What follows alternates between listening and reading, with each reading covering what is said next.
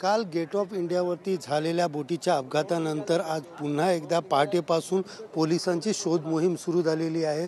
पोलिसांची rescue team जी आहे ती पुन्हा एकदा समुद्रात जाण्यासाठी तैनात झालेली आहे। आपण पाहू शकता या ठिकाणी पोलिसांच्या स्पीड बोट जी आहे ती या ठिकाणी आणलेली आहे। काल या ठिकाणी दुर्घटना घडली होती आणि त्या दुर्घटनेमध्ये 13 जणांचा मृत्यू झालेला, तर 70 ते 80 पेक्षा जास्त प्रवाशांना या ठिकाणी सुरक्षितपणे बाहेर काढण्यात आलेलं। मात्र काही प्रवासी जे आहेत ते समुद्रात अजूनही बेपत्ता असल्याचे सांगितले जात आहेत। मात्र रात्र अंधार असल्यामुळे हा कुठेतरी रेस्क्यू थांबवण्यात आलं होतं। मात्र आज पहाटेपासून पुन्हा एकदा या ठिकाणी जी आहे ती पोलिसाची रेस्क्यू टीम जी आहे ती ॲक्टिव्ह झालेली आहे। पहाटेपासूनच या ठिकाणी स्पीड बोटच्या माध्यमातून समुद्राची पाहणी या ठिकाणी करण्यात येत आहेत व त्यानंतर जे समुद्रामध्ये बेपत्ता असतील प्रवासी आहेत त्यांचा शोध जे आहे ते घेण्यासाठी पोलिसाची टीम जी आहे ती दाखल झालेली आहे। आपण पाहू शकता या ठिकाणी स्पीड बोट जी आहे ती पोलिसांची ही स्पीड बोट आहे।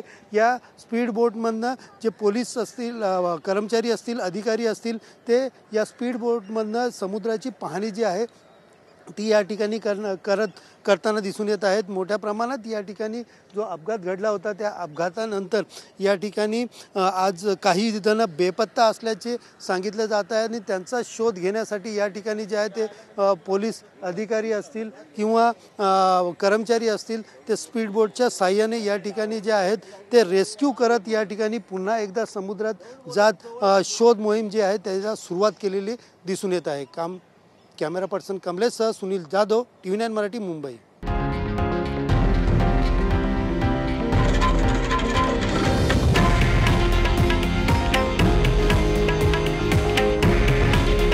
हे आहे देशातील नंबर 1 न्यूज नेटवर्क आणि आपण पाहत आहात TV9 मराठी। काळजी तुमची, हित महाराष्ट्राचं।